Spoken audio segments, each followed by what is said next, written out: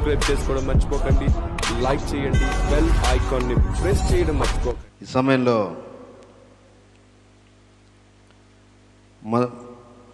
ముందుగా మొదటి పుట్టినరోజు జరుపుకొనిచున్నటువంటి విజయ్ డేవిడ్కి మనందరి తరపున గట్టిగా చప్పలు కొట్టి శుభాకాంక్షలు తెలియజేద్దాం.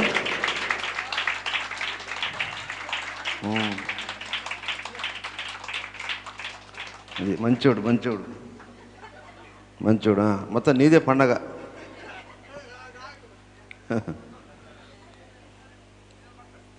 ఈ సమయంలో మనం సమయాన్ని వ్యర్థం చేయకుండా పరిశుద్ధ గ్రంథంలో మార్కు సువార్త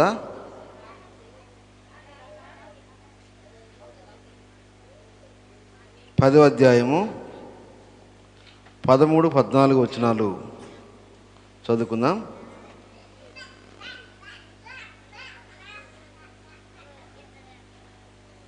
బైబిల్ ఉన్న వారందరూ కూడా చూడండి.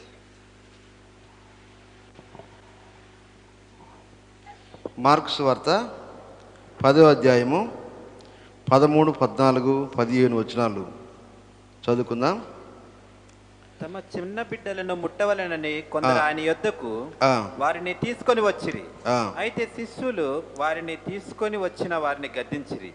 యేసు అది చూచి కోపపడి, చిన్న బిడ్డలను నా యొద్దకు రానీయుడి, వారి నటంకపరచవద్దు, దేవుని రాజ్యము ఈలాటి వారిదే. చిన్న బిడ్డల వలె దేవుని రాజ్యము అంగీకరింపని వాడు అందులో ఎంత మాత్రము ప్రవేశింపడని మీతో నిశ్చయముగా చెప్పుచున్నానని చెప్పి ఆ బిడ్డలను ఎత్తి కౌగలించుకొని వారి మీద చేతులుంచి ఆశీర్వదించెను. చాలు. అలాగే కీర్తన 115, 13, 14 వచ్చాను అనుకుంటా, చదవండి.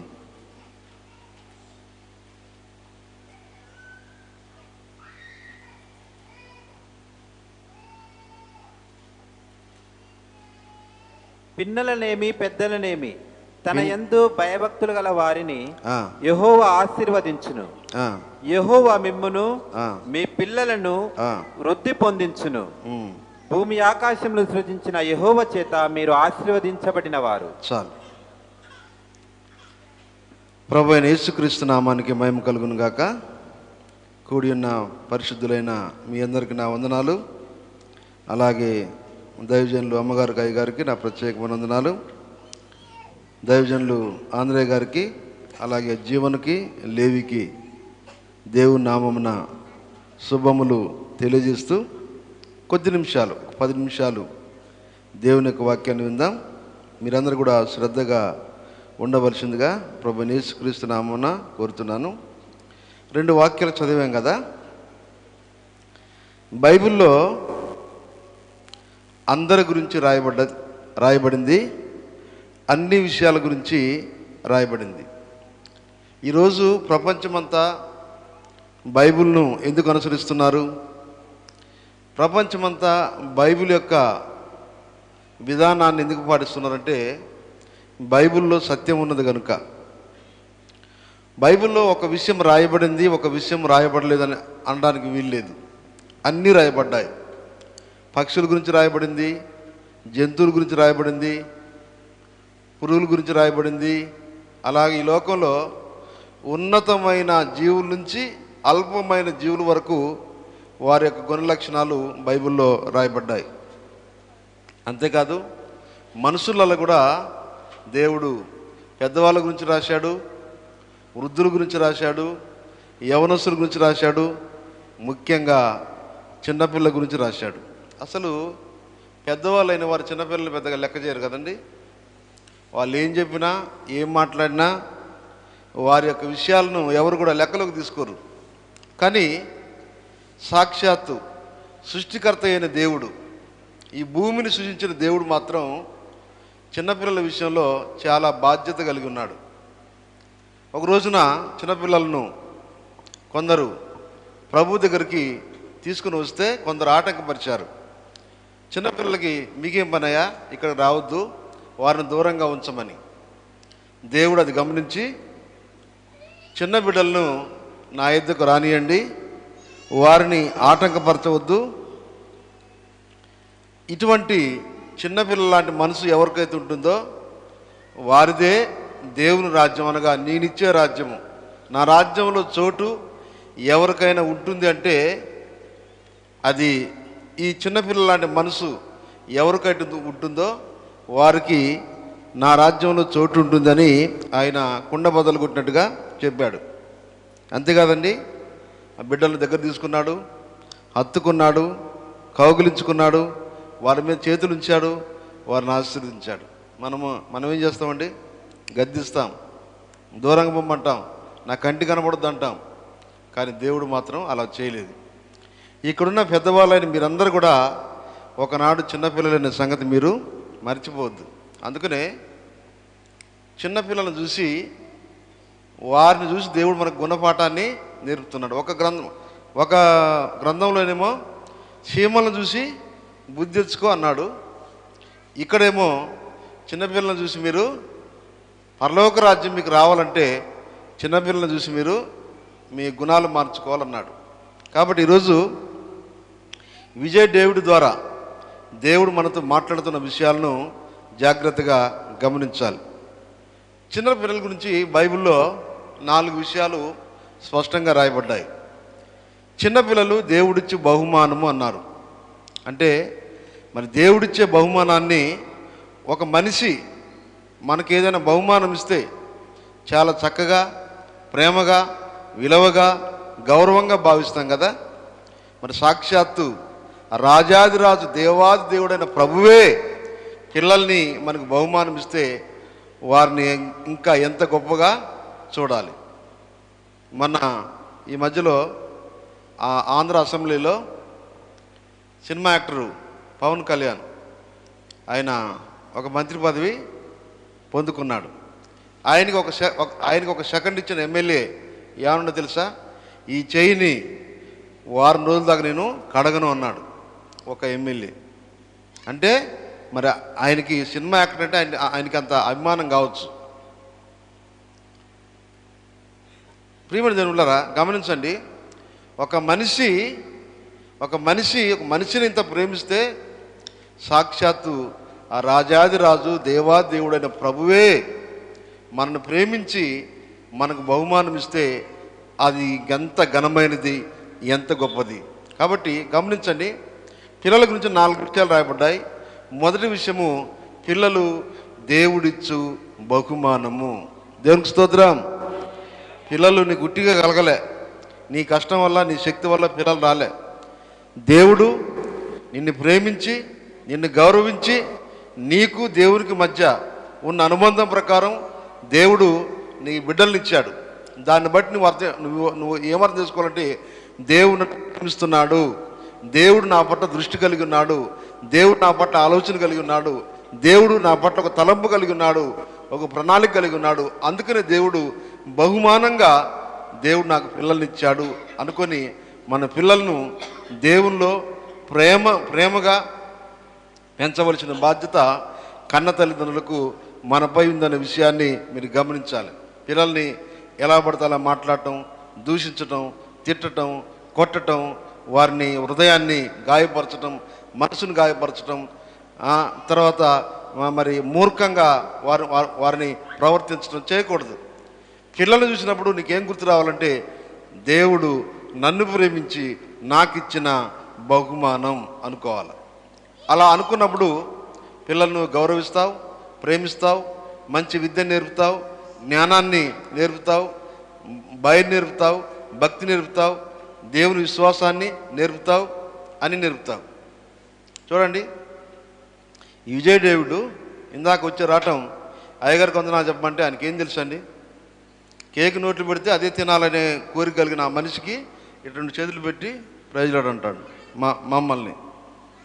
అంటే గమనించండి, నేనేమంటున్నానంటే ఒక సేవకుడిగా, పిల్లల్ని మీరు మంచి వాళ్ళకి పెంచితే, దేవుని కొరకు పెంచితే మరి వారు మంచివారుగా తయారవుతారు. ఈ లోకానుసారులుగా పెంచితే లోకానుసారులుగానే తయారవుతారు.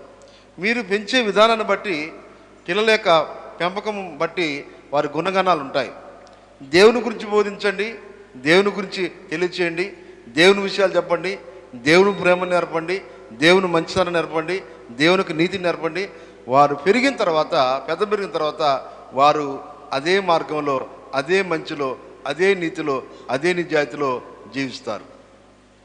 రెండో విషయం, పిల్లల గురించి బైబిల్ చెప్తుంది, పిల్లలు దేవుడిచ్చు స్వాస్థ్యం. మనకేమైనా విలువైన, ఘనమైన, ఉన్నతమైన ఆస్తి ఏమైనా ఉన్నది అంటే అది మన పిల్లలే. వెండి కాదు, బంగారం కాదు, ఈ లోకంలో మరి భూములు కావు, ఇల్లు కావు. మన దేవుడు ఇచ్చిన మనకు నిజమైన స్వాస్థ్యము, ఆస్తి ఎవరైనా ఉన్నదంటే అది మన పిల్లలే. అందుకనే ఆ ఆస్తిని కాపాడుకోవడానికి కొంతమంది ప్రాణాన్ని కూడా పోగొట్టుకుంటారు. అలా కాదు, ఆ ఆస్తి ఈ లోకం మట్టుకే, ఈ ఆస్తి మాత్రం ఈ లోకంలోనూ పరలోకంలోనూ ఉంటుంది. దేవుడు భూ సంబంధమైన ఆస్తి గురించి అడగడు. నువ్వు భూమి మీద ఎన్ని బంగ్లాలు ఉన్నాయి, ఎంత వెండి ఉంది, ఎంత బంగారం ఉంది అని అడగడు. దేవుడు అడిగేది ఏంటి తెలుసా? నేను పిల్లల్ని బహుమానం ఇచ్చాను, వారిని ఎలా పెంచావు, ఎవరి కోసం పెంచావు, దేనికోసం పెంచావు, సమాజంలో వారు ఎలాగున్నారు అనే విషయాలను దేవుడు అడుగుతాడు. అందుకనే ఆ ఆస్తి మీద దృష్టి కంటే ఈ ఆస్తి, సజీవమైన ఈ ఆస్తి మీద, స్వాస్థ్యం మీద మనము దృష్టి పెట్టాలి. చూడండి, నీకు కేజీ బంగారం ఉన్నా, 2 కేజీల వెండి ఉన్నా, ఎన్నున్నా కూడా ఏది కూడా అమ్మా నీకు జ్వరం వచ్చిందా, అమ్మా అన్నం తిన్నావా, అమ్మా నీకు ఆకలిస్తుందా, అమ్మా నీకు ఇబ్బంది అయిందా అని అడగరు.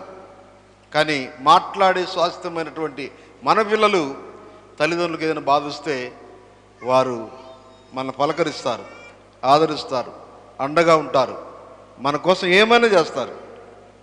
అందుకనే ఈ సంపాదన సంపాదన సంపాదన సంపాదన అని పొద్దాక ఆ సంపాదన మీద పడి పిల్లల్ని దయచేసి ఎవరు కూడా నిర్లక్ష్యం చేయకూడదు.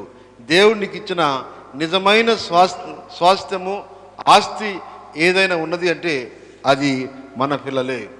ఇక మూడవది బైబిల్ రాయబడింది, పిల్లలు బాణముల వంటి వారని రాయబడింది. చెప్పండి, ఎవరండి?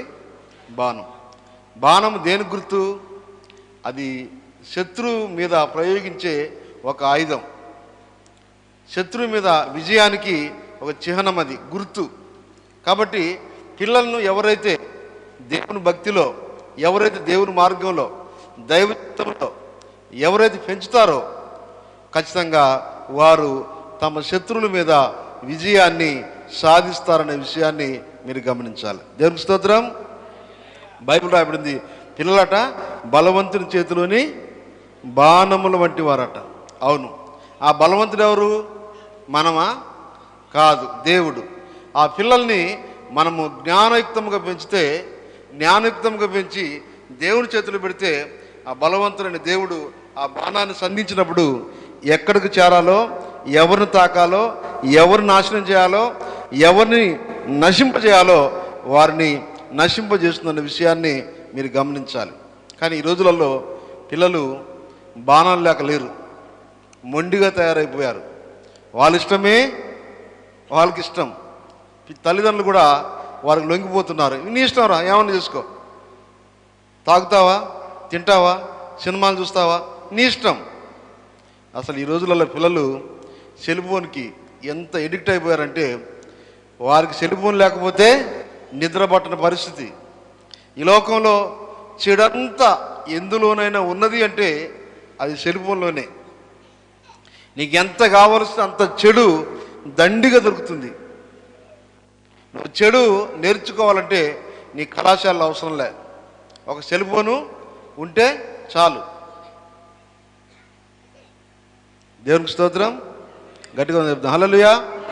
మనం అనుకుంటాం, అబ్బా నా పిల్లవాడు ఎంత జ్ఞానవంతుడు, ఎంత తెలివివాడు, మంచిగా నొక్కుతాడు అనుకుంటాం. కానీ వాడు చూసే చూపులు, వాడికి ఆ మైండ్లో అంతా కూడా చెడు నిండుకుంటుందనే విషయాన్ని మీరు గమనించాలి. ఈ మధ్యకాలంలో ఒక మీ దగ్గరకు వచ్చాడు ఆ అబ్బాయి, మా గుండాల అబ్బాయి. సెల్ ఫోన్ చూసి మైండ్ అంతా ఖరాబ్ అయిపోయింది. యుక్త వయసులో ఉన్నాడు, మంచి బలవంతుడు. సెల్ ఫోన్ చూసి మైండ్ మొత్తం ఖరాబ్ చేసుకున్నాడు. పిచ్చి లేచింది. లేచి చెర్ల దూకాడు. తల్లి చనిపోయేది, తండ్రి చనిపోయేవాడు. అసలు ఎంత ఘోరమైన పరిస్థితి అంటే నలుగురు చనిపోయేవారు, కానీ దేవుని దయ వల్ల బతికారు. ఆయన్ని దేవుని దారిలోకి తేవడానికి కనీసం 3 నెలలు పట్టింది. మన సంసోనికి ఏ విధంగా తాళ్ళు వేసి కడితే ఆగడో అన్ని తాళ్ళు వేసి కట్టినా కూడా ఒకరోజు ఇదే మీ మరకుడు వచ్చాను నేను. మరకుడు వస్తే అక్కడ 8 మందిని మొత్తం ఏం చేశాడు, దాన్ని ఏమంటారంటే మొత్తం వాళ్ళని ఓడించి పడేశాడు. మేము వెళ్ళేసరికి వాళ్ళంతా ఆయాసం, చర్చి మొత్తం ఉక్కులు పెడతాను. మనిషి బలంగా ఉన్నాడు, ఎవరు కాగట్లే. ఏంటంటే మైండ్ చెడిపోయింది, మైండ్ ఖరాబ్ అయిపోయింది. ఏం చేయాలో అర్థం కావట్లే. ఇటు ఒక మూల తండ్రి ఏడ్చుడు, ఒక మూల తల్లి ఏడ్చుడు, ఒక మూల వాళ్ళ అమ్మమ్మ, ఇలా అంత ఘోరమైన పరిస్థితులలో దేవుడు, అది ఏంటి సమస్య అంటే cell phone cell phone cell phone. కాబట్టి గమనించండి, పిల్లల్ని దేవుడు మీకు 2 కళ్ళు ఇచ్చాడు కదా. ఒక కన్ను లోకాన్ని చూడటానికైతే ఒక కన్ను మీ పిల్లలు ఏం చేస్తున్నారా అని గమనించాలి, చూడాలి. చెడు మాట్లాడితే, అబద్ధం ఆడితే హెచ్చరించాలి, గద్దించాలి. తప్పు చేస్తే అవసరమైతే శిక్షించాలి. ఇలా ఏ తల్లి ఏ తండ్రి సరియైన దృక్పథాన్ని, సరియైన ఆలోచన కలిగి వారిని పెంచుతారో వారు పెరుగుతూ ఉంటే వారు గొప్పవారు అవుతారు. అందుకని బాలుడు నడవలసిన త్రోవలో వారిని నడిపించము, వాడు పెద్దవాడైనప్పుడు దాని నుంచి తొలగిపోడు. దేవునికి స్తోత్రం. కాబట్టి పిల్లల్ని మనము బాణాలు లేక పెంచాలి. బాణం వేరు, బరిసె వేరు. బరిసెల్లాగా కాదు. ఎలా పెంచాలండి? బాణాల్లాగా పెంచాలి. మన పిల్లల్ని బాణాలు లేక పెంచితే నిజంగా వారు శత్రువు మన మీదకి వచ్చినప్పుడు ఆ శత్రువు మీద మనం ఎక్కిపెట్టి బాణం వదిలినప్పుడు ఖచ్చితంగా లక్ష్యాన్ని ఛేదించి మనకు వారు మేలు చేస్తారనే విషయాన్ని మీరు గమనించాలి. ఈ రోజులలో పిల్లల చేతిలో తన్నులు తిన్న తల్లిదండ్రులు ఎంతమంది ఉన్నారు? తిట్లు తిన్నవారు ఎంతమంది ఉన్నారు? అన్నం నూసుకున్న వారు ఎంతమంది ఉన్నారు? చాలామంది ఉన్నారు. నేను చెప్తా అంటే మీకు అందరూ తెలిసే. కాబట్టి చిన్నప్పుడే మన బిడ్డ పెద్ద పెరిగితే ఈ లోకజ్ఞానం తెలిస్తే మన బిడ్డలు కావట్లేదు. ఎందుకంటే ఈ లోకంలో చెడగొట్టే సైతాన్ ఒకడు ఉన్నాడు. వాడు పొద్దాక వంద అదే పని. ఎవరిని మింగుతున్నా, ఎవరిని చెడగొట్టాలా, ఎవరిని నాశనం చేయాలా అని వాడిది 24 గంటల పని అదే. కాబట్టి మన పిల్లలు మనం జాగ్రత్త చేసుకోవాలి. జాగ్రత్త చేసుకోవాలంటే పదునైన బాణాలుగా వారిని పెంచాలి అనే విషయాన్ని మీరు గమనించాలి. ఇక 4వ విషయం, పిల్లల గురించి దేవుడు అన్నాడు, మీ పిల్లలు ఒలీవ మొక్కలు అన్నాడు. ఏమన్నాడండి? ఒలీవ మొక్కలు. మరి పిల్లల్ని తాడి చెట్లు అని అనొచ్చు కదా? అనలేదే. రేగి చెట్లు అని అనొచ్చు కదా? చెప్పండి, అనలేదే. యాప చెట్లు అని అనొచ్చు కదా? అనలేదే. కేవలం ప్రత్యేకంగా మీ పిల్లలు ఒలీవ మొక్కల వలె ఉంటారని ఎందుకన్నాడు దేవుడు? మిమ్మల్ని ఏమన్నా రేగి చెట్టు అంటే మీరు ఒప్పుకుంటారా? ఆమె నాకెందుకు? లేదా దులిదిండో చెట్టు అంటే ఒప్పుకుంటారా? అస్సలు ఒప్పుకోరు. నా పేరు అదే, నా పేరు అదే. ఏం పేతురు గారు, నా పేరు అదే, నా పేరు పేతురు పెట్టుకుని నా పేరు అదే అంటారు కదా. మరి చెట్లల్లో కొన్ని మంచి చెట్లు ఉన్నాయి, చెడ్డ చెట్లు ఉన్నాయి. మరి మంచి చెట్లల్లో ఇంకా మంచి చెట్టు, మంచి చెట్లలో ఇంకా శ్రేష్టమైన చెట్టు ఏదైనా ఉన్నదంటే అది ఒలీవ చెట్టు. అదే చెట్టు అండి, ఒలీవ చెట్టు. దేవుడు అన్నాడు, నీ పిల్లలు ఒలీవ మొక్కల వలె ఉంటారు అన్నాడు. ఎందుకు దేవుడు ఒలీవ మొక్క అన్నాడంటే, చెట్లన్నిటిలో అందమైన మొక్క, శ్రేష్టమైన మొక్క ఏదైనా ఉన్నదంటే అది ఒలీవ చెట్టే. దేవునికి స్తోత్రం. అంతేకాదండి, ఈ ఒలీవ చెట్టు దానికి చావు లేదు. కొన్ని వేల ఇప్పటికీ యేసుక్రీస్తు కాలం నుంచి మొదలుకొని ఈరోజు మట్టుకు ఉన్న చెట్టు ఇజ్రాయెల్ దేశంలో ఉంది. ఆ చెట్టు మరి దానికి చావలేదన్నమాట. ఆ చెట్టు చావదు, అది ఇంకా బతికే ఉంటుంది. అంతేకాదండి, ఒలీవ చెట్టు ఎప్పటికీ పచ్చగా ఉంటుంది. దానికి ఎండిపోవడం అంటే తెలియదు, ఆకులు రాల్చడం అంటే తెలియదు, ఎప్పటికీ పచ్చగానే ఉంటుంది. అంతేకాదు, ఒలీవ చెట్టు వల్ల నూనె ఔషధంగా మార్చవచ్చు. ఎన్నో రకాల ఉపయోగాలు కలిగిన చెట్టు ఏదైనా ఉన్నదంటే అది ఒలీవ చెట్టు. అందుకనే దేవుడు అన్నాడు, నీ భార్య ఫలించు ద్రాక్షవల్లి వలె ఉండును, నీ పిల్లలు ఒలీవ మొక్కల వలె ఉందురు అని చెప్తే మన పిల్లలందరూ కూడా కలుపు మొక్కల్లాగా, రేగు చెట్లులాగా, ఇంకా చెప్పండి ఇంకేం చెట్లు ఉన్నాయి, చెట్ల పేరు నాకు సరే రావట్లే, నాకు తెలిసే కదా. ఈ చెట్లాగా తయారైతే ఇక ఆ తల్లిదండ్రి ఏడ్చుడు. దేవునికి స్తోత్రం. అందుకనే మా జీవన్ గారికి అమ్మాయికి చెప్పేది ఒకటే, కుమారుడు జన్మించాడనే సంతోషం కంటే ఆ కుమారుని ప్రయోజకునిగా చేసి సంతోషించటం మహా గొప్ప భాగ్యం అనే విషయాన్ని మీరు గమనించాలి. నిజంగా నేను చిన్నప్పుడు ఎంత మొండునంటే అందరూ అనేవాళ్ళు, స్వయాన మా అమ్మమ్మే అన్నది, బిడ్డ ఈడే నా కొడుకు అయితే కాళ్ళు చేతులు ఇరగొట్టి నేను అక్కడ పెట్టేవాడిని, నిన్నంత చికాకు చేస్తాను కదా, ఈ చికాకు నువ్వు గాంక తట్టుకుంటాను కానీ నేనైతే ఈ ఏం చేద్దాను నేనింటాన్ని అన్నది మా స్వయాన అమ్మమ్మ. ఇప్పుడు నన్ను చూస్తే ఎంత మంచోడు, దేవునికి స్తోత్రం, హల్లెలూయా. పుడితే ఇటంటోడు పుట్టాల అని మొత్తం రివర్స్ అయింది. ఈ రివర్సు ఎట్లయింది అండి? అది నా తల్లి భక్తిలో పెంచింది, ప్రార్థనలో పెంచింది, దేవుళ్ళు పెంచింది. నాకు ఇష్టం లేకపోయినా పదే పదే ఒక ఏమంటారు జోరీకి తీరుగా దేవుని గురించి నాతో మాట్లాడేది, ప్రార్థన చేయమనేది, భక్తి చేయమనేది, దేవుని పరిచయం చేసింది. దేవుని కార్యక్రమాలంటే ఒకసారి ఏం చేసింది తెలుసా? ప్రార్థనకు రానంటే ఎందుకు రావన్నది, నీకు అది కొనితే ఇది కొనిస్తా అన్నదంటే నేను రానంటే బతిలాడితే ఈమెను ఎట్ట తప్పించుకోవాలని అప్పుడు కనీసం 25 కేజీల దాకా ఉండొచ్చు. నేను ఈమెను ఎట్ట తప్పించుకోవాలని నాకు ఉపాయం వేసిన ఏంటంటే, నువ్వు నన్ను తడికలపూడి నుంచి రేలకాపల్లి వరకు ప్రార్థనా స్థలం వరకు నన్ను ఎత్తుకొని పోతే వస్తానన్న. ఎందుకంటే నన్ను ఏం మోయదు, నేను రాను. కానీ ఆమె వెనకాలే అన్నది. అబ్బా సరే నేను భుజం ఎక్కిన, ఆయాసపడుకుంటా ఒక 3 కిలోమీటర్లు మోసింది. మధ్యలో చిన్నపాటి అడవి ఉంటుంది. ఆ అడవి సెంటర్లకి పోయిన తర్వాత నాకు చేత ఇంటికి పోన్నది.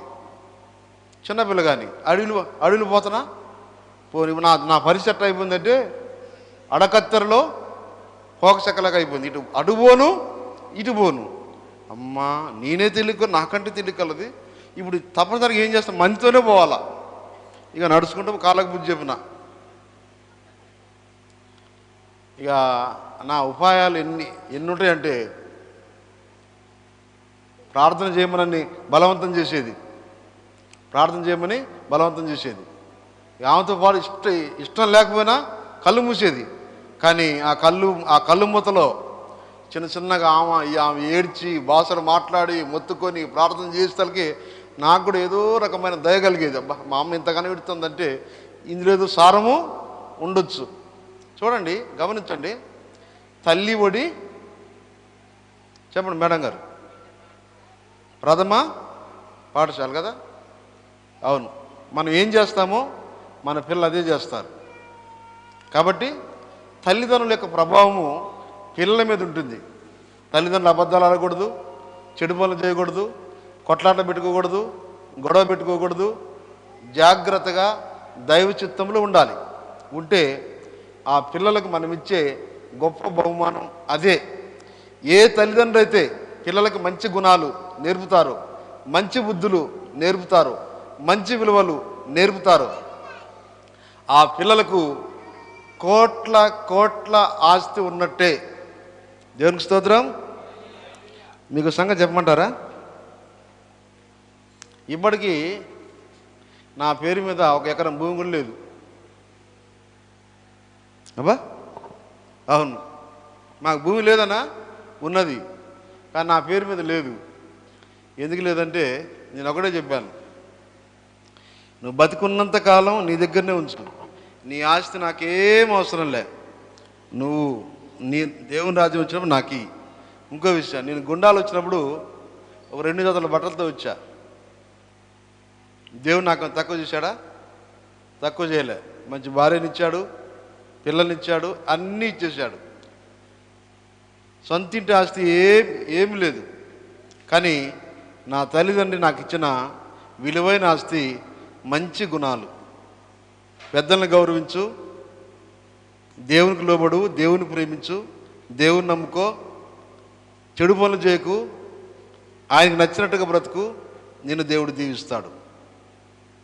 కాబట్టి గమనించండి, నువ్వు కోట్లు ఆస్తి సంపాదించినా పిల్లలకు జ్ఞానం లేకపోతే, మంచి బుద్ధి లేకపోతే వాటన్నింటినీ కూడా వారు నాశనం చేస్తారు. కాబట్టి ఈరోజు ప్రియ తమ్ముడు జీవన్ తన కుమారుని అలాగ పెంచాలని వాళ్ళ నాయనమ్మ, వాళ్ళ దాదా, వాళ్ళ తాత, వాళ్ళ అమ్మమ్మ, ఇదిగో నాన్న బిస్కెట్లు అనకుండా రోజుకొక మంచి మాట, రోజుకొక నీతిగల మాట, రోజుకొక విలువైన మాట నేర్పిస్తూ, మంచి తిండి పెడుతూ, మరి ఆ పిల్లవాడిని చక్కగా దేవుని మార్గంలో పెంచి దేవుని పరిచయం చేయాలి. చివరిగా దావీదు చనిపోయేటప్పుడు తన కుమారునితో ఒక మాట అన్నాడు, కుమారా, అందరూ లోకులు పోవలసిన మార్గంలో నేను వెళ్తున్నాను, నేను కూడా చనిపోతాను, కాబట్టి నీకు ఒక విషయం చెప్తున్నాను, జాగ్రత్తగా విను అని చెప్పి, నేను నమ్ముకున్న దేవుని నువ్వు నమ్ముకుంటే, నేను ఆరాధిస్తున్న దేవుని నువ్వు ఆరాధిస్తే, నేను గణపరిచే దేవుని నువ్వు గణపరిస్తే, ఖచ్చితంగా నీ యొక్క వంశంలో రాజులుండక మానరు, దేవుడు నిన్ను దీవిస్తాడు. నా దేవుడు నన్ను గొర్రెల కాపురి స్థాయి నుంచి మహారాజు వరకు హెచ్చించాడు, నిన్ను అంతకంటే గొప్పగా హెచ్చిస్తాడు. కానీ నేను నమ్ముకున్న దేవుణ్ణి నువ్వు నమ్ముకో, విడిచిపెట్టొద్దని దేవుణ్ణి బాగా పరిచయం చేసి వెళ్ళిపోయాడు సొలొమోనుకి. సొలొమోను కొంతకాలం తర్వాత సర్వప్రపంచానికే జ్ఞానవంతుడయ్యాడు,